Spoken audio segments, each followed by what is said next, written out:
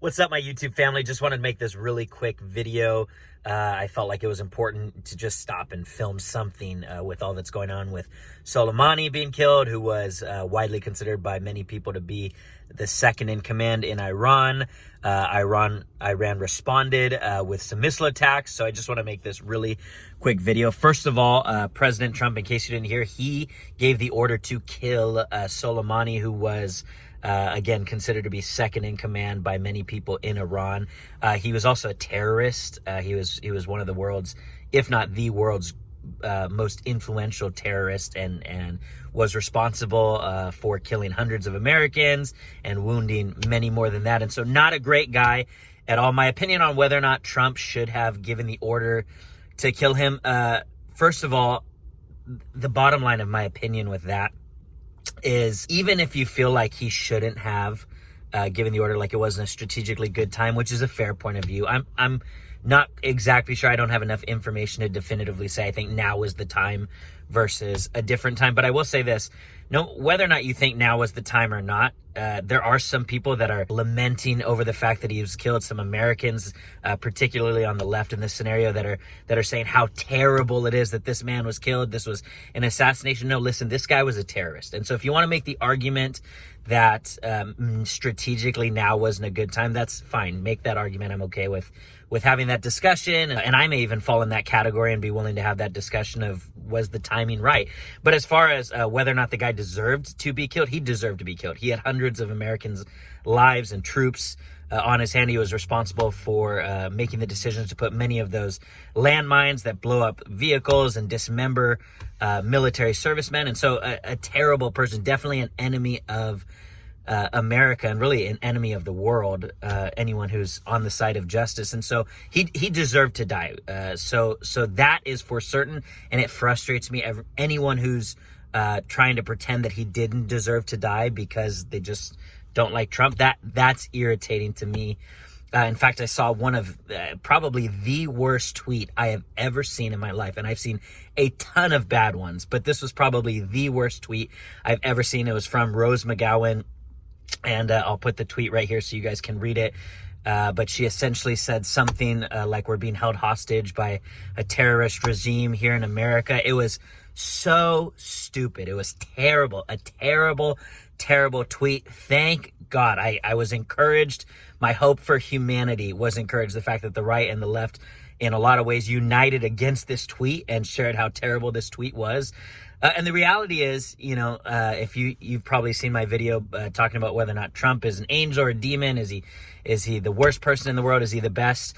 A lot of people, I've seen videos where people compare him to Hitler and these kind of things. They talk about being trapped in a terrorist regime. Listen, the difference between President Trump and Hitler, obviously there's multiple differences, but one of the biggest ones, if America was really in that state of panic like it was with Hitler in World War II, then President Trump wouldn't have to stop people from coming in. He would have to stop people from going out, right? That was the difference in World War II. Hitler wouldn't let people out of his country. People wanted to leave because the country was so terrible. The discrimination was so bad. Everybody wanted to leave.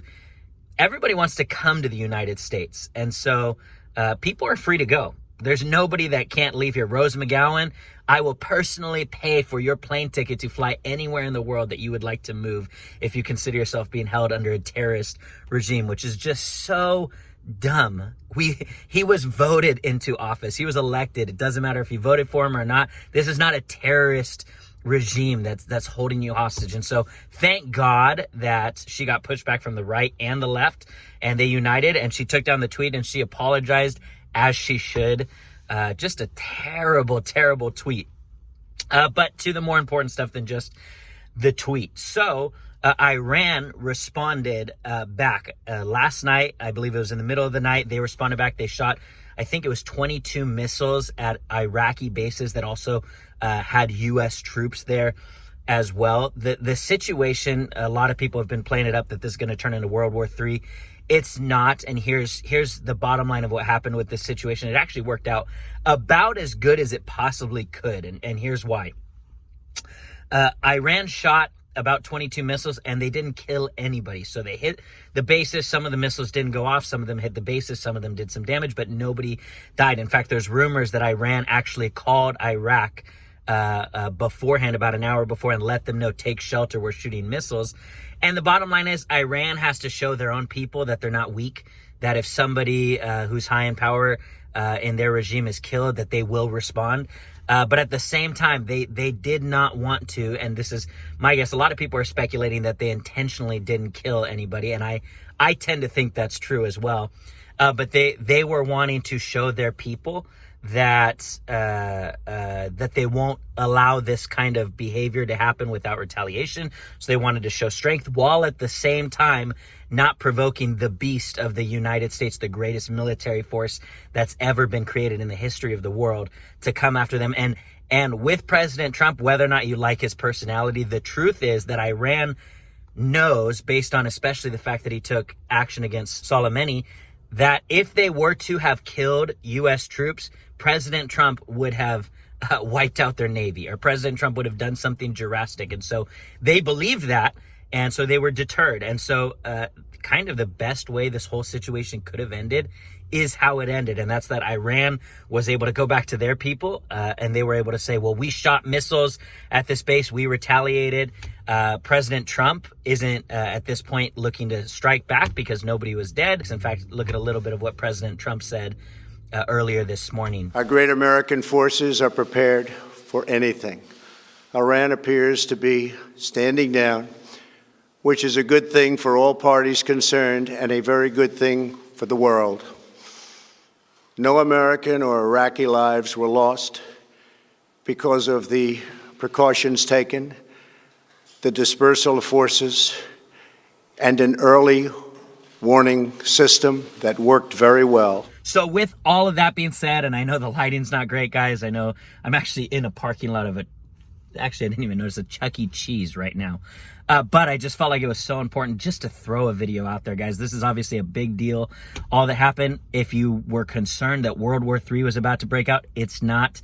It's probably not even close, because the truth is, even if Iran did something crazy and President Trump responded, the likelihood that the world would jump in, that people would ally up with Iran, that Russia and China would get involved, is near zero. They're not looking for World War III. The United States is not looking for World War III. Iran is certainly not looking for World War III. And so it's looking pretty good when it comes to peace. That's my opinion. Don't build a bunker in your backyard now, at least not right now. It's not looking like World War III is going to happen. And so things seem to have de-escalated, and hopefully, I mean, I sure hope it stays that way. My hope is that we don't have to go to war in any way, and that from this point forward, it continues to de-escalate. But I'd love to hear your opinion. What do you think? Do you think Soleimani should have been killed? Do you think he shouldn't have been killed? Do you totally disagree with me, not just on the timing, but do you think that that it was wrong of the U.S. to take action on this person? I'd love to hear your opinion on all of this. And of course, thank you guys for tuning in and for being so courteous to not get all offended at the streak of light that comes across my face right now, and just the totally distracting surroundings. But I wanted to get something out. Love you guys. Appreciate you all. And I'll see you guys at the next Jonathan Dearman Show. Peace out.